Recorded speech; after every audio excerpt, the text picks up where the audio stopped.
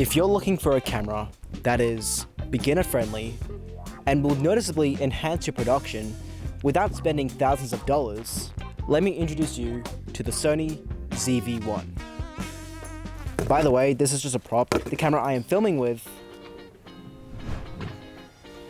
is, oh my god, is the Sony ZV-1. Now, a question I tend to get quite frequently is, what camera do I use? Well, here you go. Been using it for 4 years. Hasn't done me no wrong. Now, of course, there are pros and cons to this camera. But let's talk about why I love this camera and why maybe you could consider getting it for yourself. And I'm gonna simplify it as much as possible. Number one, it can shoot in 4K at 30 FPS. Now, this is nothing special because an iPhone can film in 4K 60, but what makes this camera so good is the sensor itself. And along with its autofocus, it is arguably the best image quality you're gonna get for its price, but also its size, especially with an inbuilt lens. 2, it has a flip out screen. If you wanna hold your camera steady without using a tripod or a gimbal, you have to place it to the top of your stomach.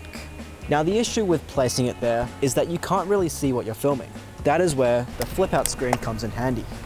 And with that, you also look pretty professional when you're holding the camera. But besides that, even then, 8 out of 10 times, you can't even see what you're recording, especially as a solo creator.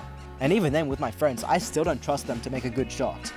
This is why the flip out screen is so crucial.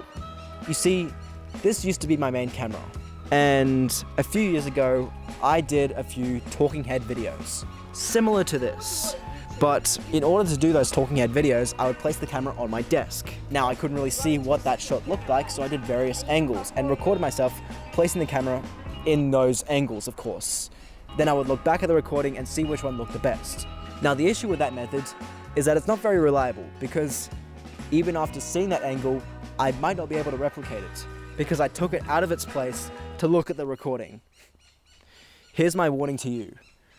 Do not buy a camera that doesn't have a flip out screen. But here's also a tip. Do not look at the flip out screen when you're recording, because no one wants to watch a video where you're just staring at the camera like this. So anyways, 3, its small form factor, or in other words, its size. You see, this can very easily fit in my pocket. And maybe with a battery or two, that's your entire setup. You don't need a whole camera bag to take with you. Well, that is until you start using a shotgun mic or maybe a tripod. But you see, eventually when I do expand my production and get a bigger camera and, you know, all these crazy pieces of gear, when I want to go traveling and I don't want to take too much with me, this is the camera I would take.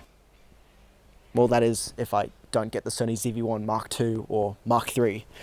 This is the camera I would take with me.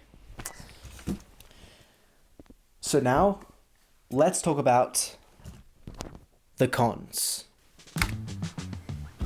So, as you can clearly see, the battery door is blocked by the tripod mount, which, as you can imagine, is quite annoying.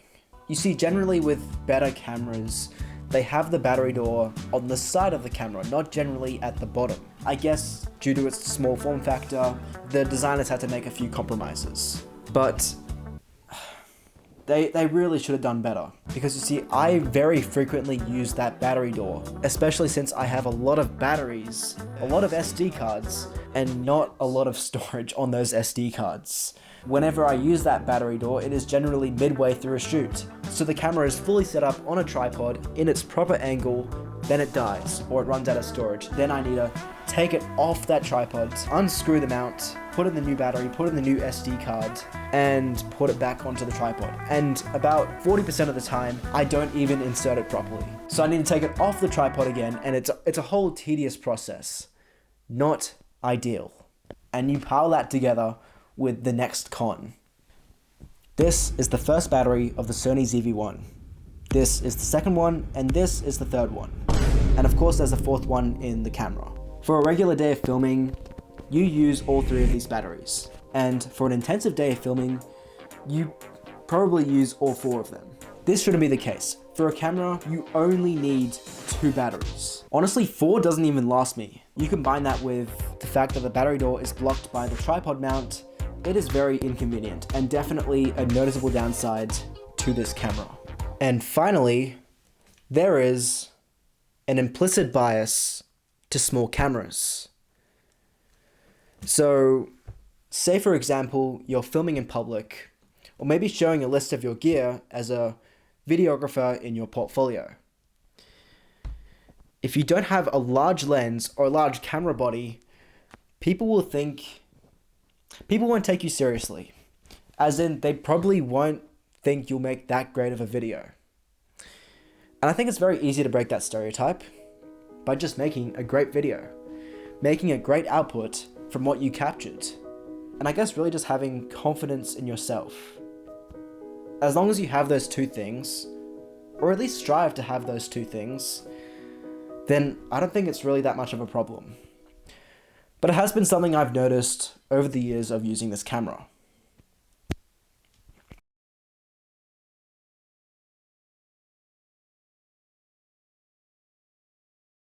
Now wait, before you buy anything, before you go out and buy a camera, make sure that you have this. Invest in audio. Because let's be real here, no one is going to watch a video that sounds like this. You could have the worst camera in the world, but as long as you have reasonable audio, at least your voice is clear, you can still make a great video. And I stand by that fact. This isn't the best microphone, but it works. Anyway, I just wanted to say that. But one more thing. If you want to be part of the secret club, then stick around for a few more seconds. I'm going to reveal what camera I want to buy when I do start eventually earning money on YouTube. I want to buy the Sony A7S III. Alright, that's all I really wanted to say, so thanks for watching, and I'll see you in the next one.